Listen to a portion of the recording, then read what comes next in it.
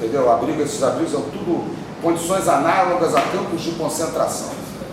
A questão é o seguinte: você não pode brincar com o direito à liberdade. O Estado, ele é muito poderoso.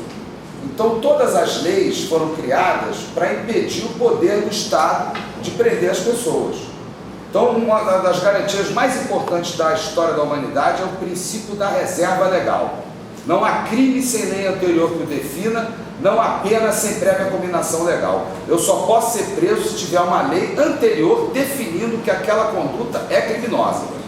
Então, uma medida de segurança, para você aplicar uma medida de segurança, que seria uma internação, no caso de uma pessoa que é chamada inimputável, que ela não tem capacidade de entender a ilicitude do fato, seria o inimputável, você primeiro tem que saber se ela cometeu um crime. Se a pessoa, por exemplo, matou em legítima defesa e ele tem uma doença psiquiátrica gravíssima, ele não pode ser submetido a uma medida de segurança, porque ele não cometeu crime. Então a primeira coisa, você só pode prender ou internar uma pessoa se ela praticou um crime. Então se o cara está consumindo crack e a lei não permite a prisão da pessoa por consumo de drogas hoje, a lei 11.343, então essa pessoa não pode ser internada. Ela não pode ser internada de forma nenhuma, porque não existe a pena privativa de liberdade para esse tipo de conduta, certo? Você não pode internar de forma nenhuma. Agora, se essa pessoa bebeu, fumou crack, ou cigarro, não sei o que, e meteu a faca numa pessoa, deu uma facada numa pessoa, aí essa pessoa tem que ser presa, porque cometeu um crime. Então isso aí, inclusive, é um absurdo. Tem termos de adesão apoiados pelo Tribunal de Justiça, pelo Ministério Público e até a Defensoria Pública em vários lugares do Brasil, e eu vou combater firmemente como vereador, dizer que isso é tudo inconstitucional. Não pode internar a pessoa porque ela está consumindo crack, só pode internar a pessoa se ela praticou um crime. Nem menor. Nem menor, nem maior, de jeito não pode, de forma nenhuma. Isso é um perigo. Isso só não é um perigo por quê? Porque quem está sendo internado são os filhos dos pobres, né? São os filhos dos pobres. Se fosse filho da classe média, já era um escândalo internacional. Isso é um perigo para todos nós, até que temos filhos, né?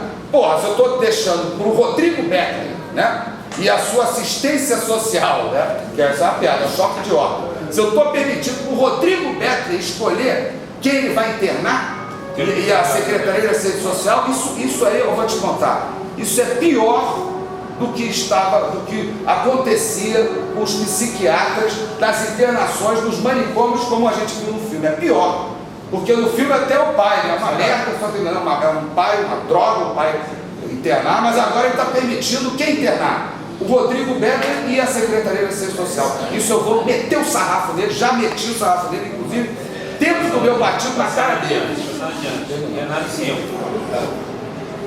Teve, alguns meses atrás, teve um militante do PSOL que tomou um porre na Lapa, deitou e dormiu, e acordou, estava no abrigo da prefeitura. E foi na Lapa, teve que ir. Era da tua campanha, sim? Não, acho que não. Não tenho certeza. Mas olha só. Esse negócio, a gente, no período de construção da nossa campanha desse ano, a gente fez todo o esforço de como municipalizar o debate sobre a política de drogas. A gente fez reunião com o pessoal da área da saúde mental e a gente decidiu fazer a minha campanha em torno de 3 eixos nesse debate municipal. Exatamente isso que o André falou, a denúncia dessa política de recolhimento compulsório como uma política fascista, uma política de limpeza das ruas. Na verdade, é mais uma vez a guerra às drogas sendo usada como justificativa para a guerra aos pobres.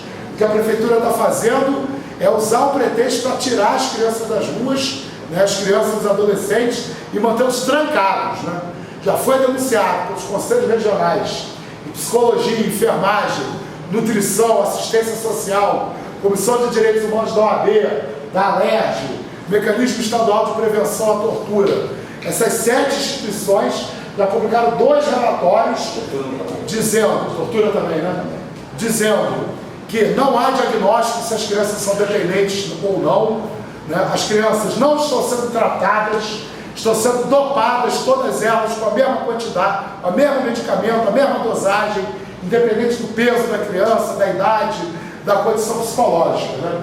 Então é uma política absolutamente fascista, e no final, agora, no último mês da campanha, a gente debatendo nas nossas reuniões, a gente decidiu assumir o compromisso, né, de primeiro ato do mandato, se eu for eleito, é pedir a instalação da CPI do recolhimento compulsório, né, porque o Ministério Público está sendo conivente, não está coibindo essa ação ilegal da Prefeitura. Inclusive eu fui num debate outro dia que o Ciro Darlan, o desembargador Ciro Darlan disse, né, claramente que o Ministério Público está sendo omisso, que o Ministério Público já tinha que ter prendido em flagrante o Rodrigo Betley, né, diante do tamanho que é o absurdo dessa política. E além disso, a gente está defendendo também, denunciando, né, que no Rio de Janeiro a Prefeitura não tem a rede de saúde mental para tratar os dependentes. Existe um órgão de saúde chamado CAPS-AD, que é de responsabilidade do município, que tinha que existir um para cada 200 mil habitantes. Deveriam ter 32 CAPS-AD no Rio de Janeiro, tem apenas 3 CAPS-AD. E a gente está defendendo também os consultórios de rua, né, como alternativa à política de recolhimento. O profissional de saúde tem que sair em campo para conquistar o dependente para o tratamento, e não tentar impor o tratamento. E estamos defendendo também que a Prefeitura do Rio assuma as regulamentações do Ministério da Saúde e adote a redução de danos como política municipal de drogas. Bom, a gente vive nos grandes centros urbanos, mas agora já nem tão só nos grandes centros urbanos, um grave problema que é a situação das populações de rua.